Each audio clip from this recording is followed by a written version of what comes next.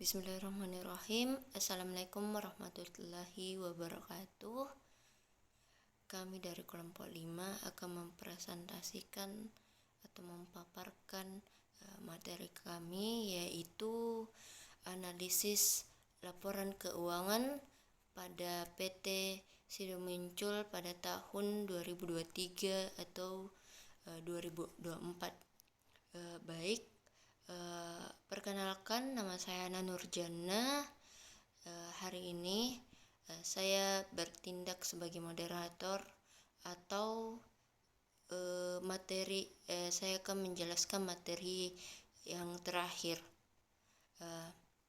Pada presentasi kali ini kami akan membahas 3 materi pada analisis laporan keuangan PT Sido Muncul Tbk 2023 dan 2024. Di dalam materi itu ada 3 poin, 3 materi di dalamnya. Yang pertama itu analisis rasio likuiditas. Di dalam analisis rasio likuiditas itu mengukur kemampuan dan perusahaan melunasi kewajiban jangka pendek. Yang kedua itu analisis rasio solvabilitas. Di dalam materinya itu mengukur kemampuan perusahaan melunasi seluruh utang jangka panjang. Materi ketiga atau materi yang saya akan bawakan itu analisis rasio aktivitas. Di dalam materi tersebut itu akan membahas itu mengukur seberapa efisiensi perusahaan menggunakan aset untuk penghasilan perusahaan. Baik, itu saja materi yang saya jelaskan. Saya akan berikan atau serahkan kepada teman saya, yaitu Ardini Sofiana, yang akan membawakan materi pertama, yaitu analisis rasio likuiditas. Assalamualaikum warahmatullahi wabarakatuh. Perkenalkan, nama saya Ardini Sofiana. Di sini saya akan menjelaskan mengenai liquidity ratio. Jadi dapat kita lihat pada tabel aset lancar di samping, di mana kas dan setara kas itu mengalami peningkatan dari 21,34% menjadi 21,72%. Jadi kondisi ini menandakan bahwa kemampuan perusahaan dalam menyediakan dana tunai itu semakin baik. Selain itu juga piutang dagang itu meningkat dari 20,27% menjadi 22,13%, yang menunjukkan adanya peningkatan penjualan kredit atau aktivitas usaha perusahaan. Yang kedua itu dapat kita lihat pada tabel jangka pendek di samping, di mana liabilitas jangka pendek ini mengalami penurunan dari 11,87% pada tahun 2023 menjadi 10,44% pada tahun 2024. Jadi penurunan ini menunjukkan bahwa kewajiban jangka pendek perusahaan itu relatif lebih rendah dibanding total aset yang dimiliki, sehingga risiko kesulitan pembayaran utang jangka pendek itu semakin kecil. Jadi dapat kita simpulkan pada kedua tabel tersebut, di mana tabel aset lancar dan liabilitas jangka pendek itu kondisi perusahaan pada tahun 2024 itu menunjukkan peningkatan yang cukup baik dibandingkan pada tahun 2023. Jadi hal ini terdiri dari kenaikan total aset lancar dari 42,48% menjadi 44,79%, yang menunjukkan bahwa kemampuan perusahaan itu semakin baik dalam mendukung operasional yang memenuhi kewajiban jangka pendeknya. Selanjutnya itu bagian yang ketiga, yaitu tabel yang ketiga itu tabel rasio likuiditas. Jadi berdasarkan tabel likuiditas tersebut, kondisi keuangan perusahaan itu menunjukkan keadaan yang baik karena sebagian besar risiko likuiditas itu mengalami peningkatan pada tahun 2024 dibandingkan pada tahun 2023. Jadi dapat kita lihat pada current ratio di mana meningkat dari 3,58 kali menjadi 4,29 kali, yang menunjukkan kemampuan perusahaan itu dalam memenuhi kewajiban jangka pendek semakin baik. Selanjutnya itu dapat kita lihat pada quick ratio. Pada quick ratio juga ini naik dari 3,51 kali menjadi 4,20 kali, menandakan aset lancar tanpa persediaan mampu menutupi utang lancar dengan baik. Selanjutnya itu dapat kita lihat pada rasio kas meningkat dari 1,80 kali menjadi 2,08 kali. Jadi ini menunjukkan ketersediaan kas perusahaan itu cukup kuat untuk membayar kewajiban jangka pendek secara langsung. Selain itu dapat kita lihat pada working capital, total aset rasio itu naik dari 0,31 menjadi 0,34. Jadi ini mencerminkan pengelolaan modal kerja itu yang semakin baik. Selanjutnya itu dapat kita lihat pada cash turnover ratio sedikit menurun dari 4,69 kali menjadi 4,60 kali.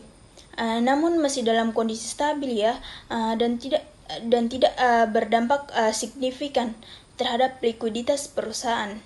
Jadi secara keseluruhan itu perusahaan itu memiliki kemampuan likuiditas yang semakin baik pada tahun 2024. Itulah penjelasan saya mengenai liquid ratio. Bila ada kesalahan mohon dimaafkan. Billahi fissabil haq wastabiqul khairat. Wassalamualaikum warahmatullahi wabarakatuh. Baik, terima kasih kepada pemateri pertama. Selanjutnya mari kita dengarkan pemateri kedua, yaitu materinya itu analisis rasio solvabilitas yang akan disampaikan oleh Nur Fadilah. Kepadanya saya persilahkan. Baik, di sini saya akan menjelaskan tentang profitability ratio. Rasio profitabilitas terdiri dari 5, yaitu yang pertama gross profit margin, yang terdiri dari laba kotor dibagi penjualan sama dengan bersih dikali 100%.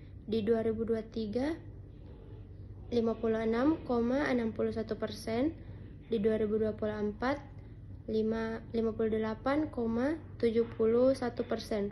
Hasil pengukurannya sangat baik.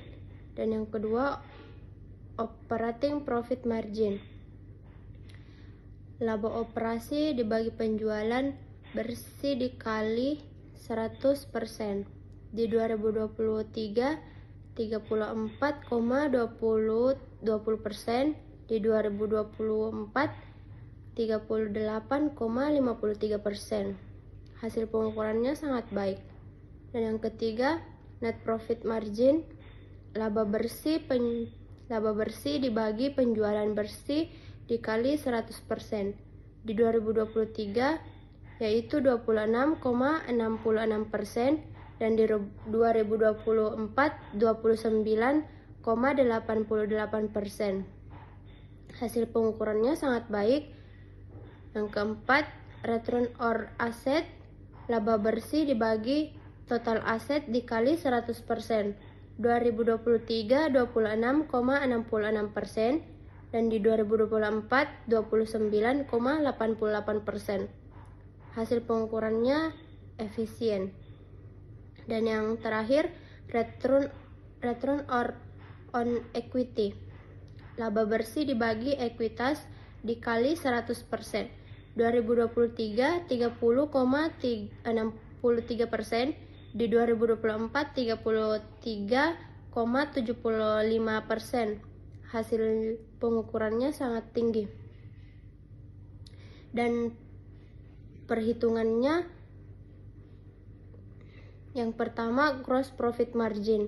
Di 2023 56,61% dibagi 100% dikali 100% sama dengan 56,61%. 61%. Di 2023 58,71% dibagi 10% dikali 100% sama dengan 58,71%.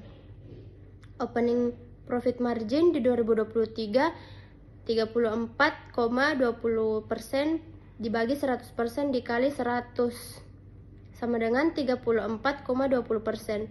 Di 2024 38,53% dibagi 100% dikali 100 sama dengan 38,53%. Net profit margin di 2023 26,66% dibagi 100 dikali 100 sama dengan 26,66%. Di 2024 29,88% dibagi 100% dikali 100 sama dengan 28,88%. Return on asset di 2023 26,66% dibagi 100% kali 100 sama dengan 26,66%. Di 2024 29,88% dibagi 100 dikali 100 sama dengan 29,88%. Sekian. Baik, terima kasih kepada pemateri kedua. Saya akan melanjutkan materi yang terakhir, yaitu analisis rasio aktivitas. Materi ini saya jelaskan tentang sudut pandang saya. Data yang kami ambil itu pada tahun 2023 dan 2024 pada PT Sidio Muncul TBK. Di dalam materi analisis rasio aktivitas itu ada 4 poin. Bisa kita lihat pada gambar di belakang atau di atas saya itu. Poin pertama itu perputaran piutang pada tahun 2023 itu 4,93 kali, dan pada tahun 2024 itu 4,52 kali. Bisa dilihat angkanya itu menurun. Kesimpulan bisa dibilang bahwasanya pelanggan pembayarannya itu lebih lambat, atau persyaratannya itu pembayaran diperlama atau dikasih kesempatan kepada pembayaran, atau yang piutang atau yang hutang kepada kita atau di bank. Di situ bisa kita lihat bahwasanya itu ditunda pembayarannya, bisa dibilang begitu.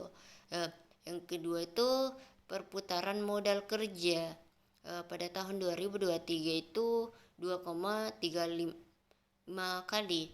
Pada tahun 2024 itu 2,24 kali. Bisa dilihat bahwasanya menurun sedikit pada angkanya.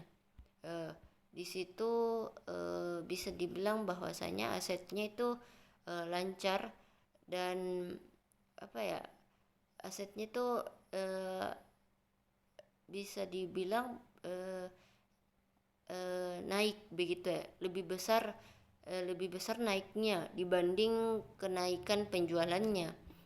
Terus yang ketiga itu perputaran aset tetap pada tahun 2023, dan angkanya itu 2,54 kali, dan pada tahun 2024 itu 2,61 kali. Di situ kita lihat bahwasanya angkanya naik sedikit karena asetnya harus seperti mesin atau gedung yang selalu dipakai lebih maksimal, dan penjualannya pasti lebih cepat naik.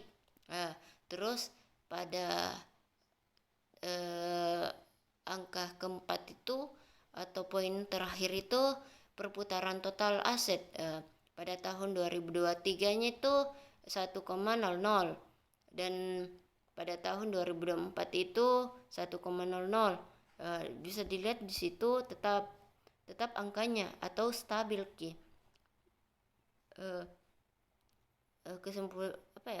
Bisa dibilang bahwasanya kenaikan penjualannya itu sama besar dengan kenaikan total asetnya.